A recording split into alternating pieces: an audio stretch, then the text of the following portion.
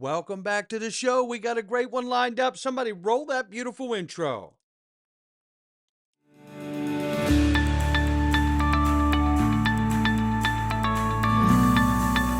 Digital Perspectives with Brad Kimes. Come on in.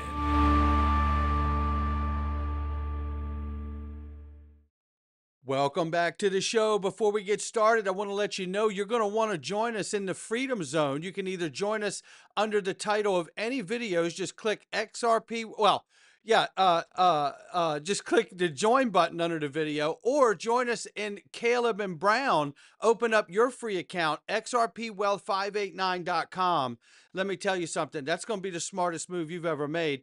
I'm going to tell you right now, I'm getting the best sleep I've ever gotten in my life because I can get a human being on the phone at Caleb and Brown. That's right. Whether it's a technical issue or whether it's a prime broker, whether I want to set my market orders in case the markets freeze up, the exchanges freeze up, you don't have to worry about that because you can call and talk to your broker. You can set the points you want things to be sold. I'm telling you, this is kind of service that you just can't find anywhere else other than Caleb and Brown. Go open your free account, XRPwealth589.com.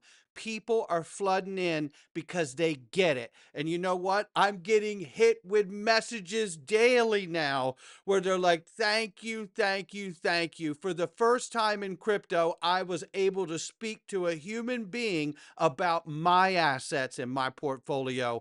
Don't be the last. Click that link, get started.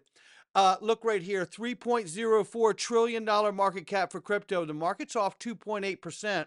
But it seemed like the market don't much care because you know what? 94,000 plus for Bitcoin, 1,700 plus for Ethereum. XRP is $2.18. Now, although we're off 3.9 to 24 and 4.5 on the 7-day, I'm feeling good about where things are going. You're going to love the news today. 217 to 231. We'll keep an eye on it. And 29 days until XRP Las Vegas, May 30th, May 31st, the largest XRP conference in the world, the evolution of finance and Web3. And boy, are you going to find out about it. I'm going to tell you right now, get your ticket, xrplasvegas.com, before it's gone. Not many VIP tickets left. Make sure you get yours. I don't want to have to tell you they're sold out. Look right here, the SEC has dropped its investigation into PayPal stablecoin. That tells me, one, there is an embrace of this technology, as we know. Two, it tells me that the SEC is very confident that Congress is going to pass legislation. Oh, it's coming. It's coming. Yeah, BlackRock bought $217 million in Bitcoin for its ETFs yesterday. And now they hold over 600,000 Bitcoin for the ETF.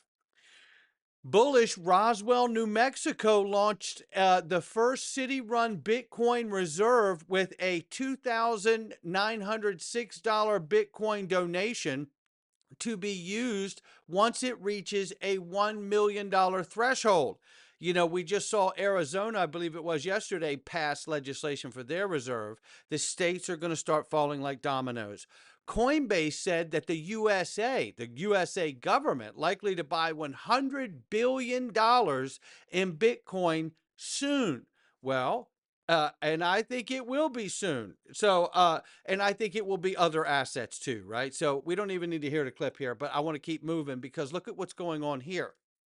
This is the latest. Europe's second largest neobank, Bunk, partners with Kraken to offer crypto trading services for its banking app users in 6 European countries starting yesterday.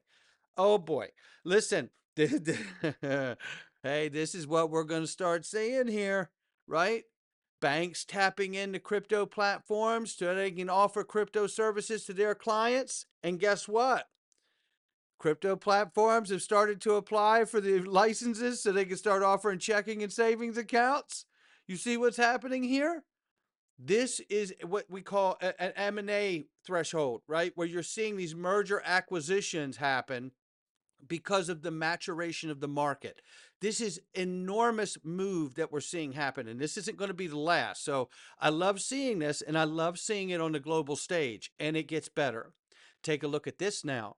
just in, United Kingdom seeks to become a world leader in digital assets, according to the UK finance minister. Well, isn't this interesting? Because according to the President of the United States of America, he said we're going to be the crypto capital of the world. Well, I love this for all of us. And this gentleman here's got it right. Take a the listen. USA. When it comes to cryptocurrency, this is good news, I believe, for all cryptocurrency holders if you are from the UK. The UK this week have got something called FinTech Week, which basically means all the technology to do with finance. And HM Treasury, the people in charge of the rules to do with finance, have come out and said this as a speech. They are working on a framework with the United States of America so that UK and US cryptocurrencies can benefit both nations. They are talking about a sandbox system, which basically means each country, so United Kingdom and the United States of America, will work together to make sure the interests of UK and USA cryptocurrencies are protected. Now, we all know that the framework in America they're working on is very, very likely going to be capital gains tax-free for all US cryptocurrencies. Please, for the love of God, the UK government, get on board with that for an idea. Because the best way to promote USA-based cryptocurrencies to the UK consumers would be to make it tax-free and vice versa. The HM Treasuries are looking at something, they didn't say what it was, but something, we can guess what it's going to be, something, we think we know what it's going to be, that is going to benefit and ring-fence UK and USA cryptocurrency industries. So buckle up, sports fans, because this one's going to be interesting to see how it pans out. I don't know for sure exactly how it's going to pan out, but the fact that the UK government are working definitely 100% on the framework with the USA for cryptocurrency to ring fence it, to make it beneficial for us lot and them lot over there over the pond, can only spell good news, because the United States of America have a hugely cryptocurrency friendly administration. And they will try and influence the UK government when it comes to their policies. 100%. Let me know in the comments how you feel about it. There you go. I can tell you how I feel about it. Bring it on. That's what I say. Look, take a look at this from Smoke Dog here. The value and wealth creation resulting from upgrading world's financial infrastructure will dwarf the internet. Talking about the digitization of monies, commodities, and assets is inevitable. The world's financial infrastructure must be upgraded. Well, isn't that what the gentleman just said is getting ready to happen with a US-UK crypto sandbox? Geofencing it so they can really rule the day? And isn't it back in 2019 funny when Bob Wade told me it just takes two? It just takes two to start doing it and using these things to settle. And then everyone else will have to follow suit, because the pressure on the business model will be so great. The efficiency, the savings, the cost effectiveness, the scalability, right? The security, all of it will be so great that everyone who isn't doing it will soon have to. There just won't be a measure. So this is massive to me. And I remind everyone how big the UK is as a financial hub. Don't get that lost on you also. I'll also remind you very quickly, remember when Chris Larson just last year, I believe it was either 23 or 24, went over to the UK to meet with them about bringing fintech to the UK? Well, I'm just saying. Here is Sergey Nazarov here from Chainlink, and boy, does he have a great way of saying things. I really do love listening to this guy, and I'm going to bring this here. It's all about tokenization of real-world assets. Take a quick listen to this. And will reformat the public understanding of our industry from being about highly speculative things, meme coins, NFTs, cryptocurrencies not backed by anything real, into what real-world assets are. I personally think that the real-world asset total value locked will surpass the cryptocurrency industry value. Bingo. Right? If you add up all the money that's going to flow into stable coins, commodity coins, tokenized funds, and a number of other tokenized things, the universe of that value is, in my opinion, larger than the universe of speculative demand for meme coins and NFTs and cryptocurrencies. Now, meme coins, NFTs, and cryptocurrencies are great. I'm a big fan of those. I really am. And it's like a wonderful thing. But I think you had a point in the internet when it was about like email or something. What's the internet? The internet's this thing that's going to kill the US Postal Service. And that's not, what the internet is, right? The internet is information technology, right? Which is all information, not just the US Postal Service's piece of information. So I think we're going to be, now with the new regulatory environment, relatively quickly in a world where DeFi, TradFi interoperate, and our industry goes from highly speculative stuff to very legitimate stuff. And so the average person goes from cryptocurrency is a scam to cryptocurrencies is the new format for financial products that I want to deal with. There you have it. Now listen, I like it, and I'm all about it. If you want to play in meme coins, you go right ahead. You know what I'm here for. I'm here for the real world asset tokenization and adoption in the financial system. But nonetheless, I still love that people get to play in that arena because they like that, and people should be able to play in that arena. So, but that's what we're here for, is the larger narrative. Well. Eric Trump gonna lay down the larger narrative for you. Listen to this. And the willingness to again say yes, back to the first part of our interview, the willingness to actually look forward and realize that the modern financial system is broken, it's slow, it's expensive, and there's nothing that can be done on, blockchain that can't be done better than the way that the current financial institutions are working. SWIFT is an absolute disaster. There's not a week that goes by that I'm either trying to send out a wire on a Friday afternoon or trying to receive a wire on a Friday afternoon. You're worried if you're going to hit that 4 o'clock cutoff time, where you might not see your, whatever funds you're supposed to be receiving in the ordinary course of business, for another 72 hours or whatever it might be. It's insane. Why do banks work 9 to 5, with a long lunch break, Monday through Friday? It doesn't make a whole lot of sense. It's, you could go try and get a mortgage in the United States or really anywhere else around the world, but you and whoever your spouse is, you could sit there for 90 days, 120 days going through and know your customer with a bank that's literally been your banker for the last 25 years, and it takes you 120 days to get a mortgage to buy a house. By the time you get the mortgage, the house that you want to buy is already gone, and your dream's already imploded. Like, this isn't modern finance. This is incompetence. Try and transfer money across the world. You want to go buy a watch. You want to go buy a car. You want to go, do whatever it is.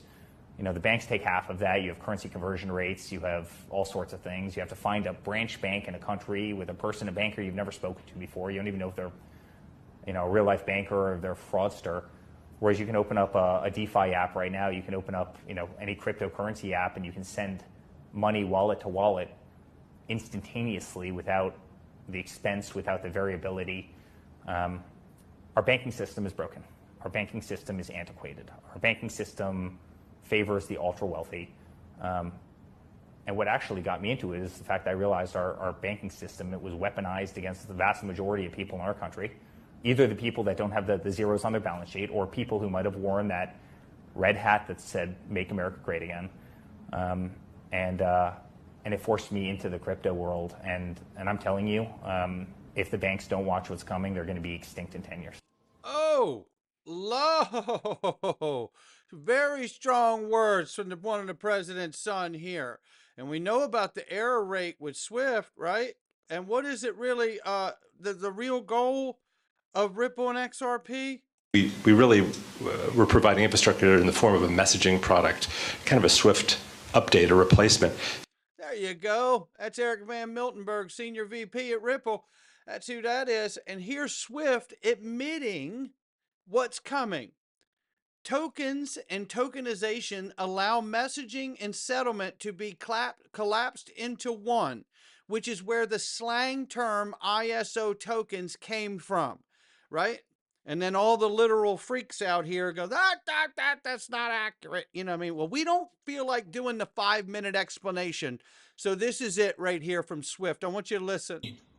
So we are into this, phase now in terms of digital payments that, digital has kind of essentially, beaten physical, if you see what I mean. But there's now going to be a tussle between different formats of digital payments instruments. Gayatri said, gave one characteristic of accounts, but there's another characteristic of accounts, which is all accounts are liabilities. Not all tokens are liabilities. Bitcoin, for example, isn't a liability. It's not a promise to pay. Nobody owes you anything. It's an intangible asset, a thing in itself. Some tokens are liabilities, like a central bank digital currency is a central bank liability. So what I would say is that we really need to examine the tokenization thesis. And part of the attractiveness, and I think this is something really important for SWIFT members to consider, part of the attractiveness is that tokens potentially collapse messaging and settlement into one.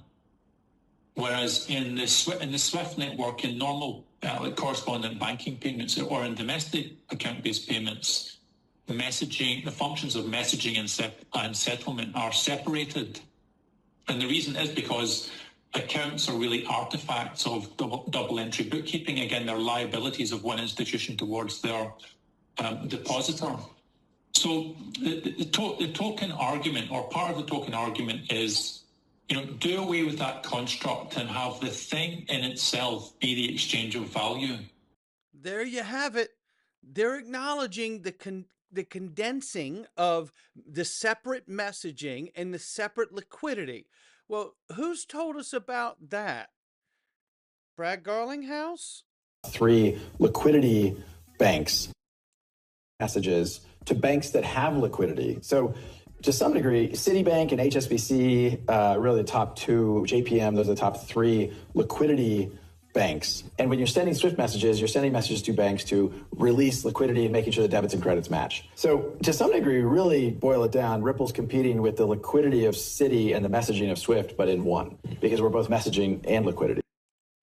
And I'm pretty sure we just heard that from Swift saying that that's where we're going. Tokens allow messaging and settlement to be collapsed into one. So the messaging and liquidity collapsed into one. It's exactly what Brad Garlinghouse told you they're doing at Ripple. That's why you can't compare Swift to Ripple, because what Ripple does is provide the liquidity, not just the messaging. And it all starts in a foundational place called custody. And isn't it funny and fitting that Ripple is set May 13th to do a webinar on a primer on digital asset protection, Ripple custody. Oh my goodness. Yeah. When I saw this, the first thing I thought was, well, we already know that Ripple has great custody solutions, Medico, Standard Custody and Trust Company. And it makes me wonder what Ripple's next acquisition will be. Will it be another custody arm, or will it be something else? Will it be another prime broker like Hidden Road, or will it be something else? This is getting good, ladies and gentlemen. Ripple, new advertisement about their new stablecoin. This has been out since October, but I just want to play this for a second if I could. For over a decade, Ripple has worked to bridge the gap between blockchain and traditional finance. We've built enterprise-grade digital asset infrastructure, trusted by the world's largest banks. From instant global payouts and access to off-ramps, to secure digital asset custody solutions, to the stablecoin created with trust and compliance at its core. Ripple enables enterprises around the world to tokenize, store, exchange, and move value. One-stop shop. Tokenize, store, exchange, and move value. And isn't that fitting, because we know we just heard Brad tell us that they got it all in-house.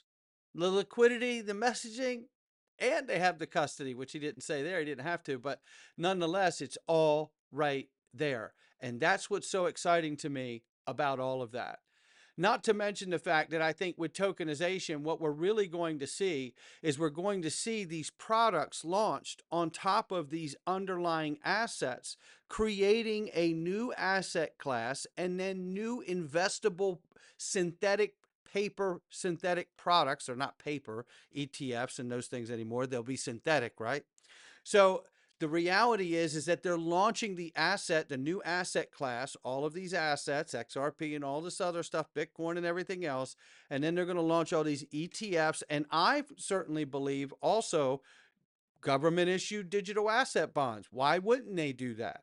Because the protocols and the assets that they plan to embrace on a government level, are going to go up in value because of the use and liquidity moving onto those networks. So why wouldn't you offer a bond to them to give the American taxpayer and citizen an opportunity to have a safe way to earn a yield and exposure to that market and growth. That's just how I see it right now, and that's where we're at here. All right, let's go to this really quickly here. It's Eggrag Crypto, XRP macro channel. He says $17 to $55. We're currently in candle number 5, and if history is any guide, we could be looking at a mega monthly candle following the same pattern. The target of $17 is definitely in play. I'm loving that for us, I could tell you that.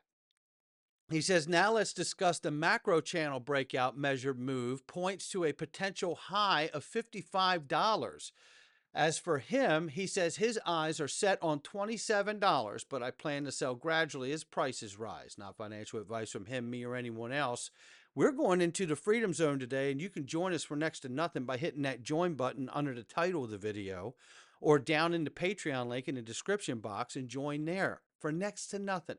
And today we're going to jump into the thoughts of one of the earliest Ripple employees that came from the Fed and actually introduced Ripple to the United States Treasury and opened the doors to all the central banks, including ours at the Fed.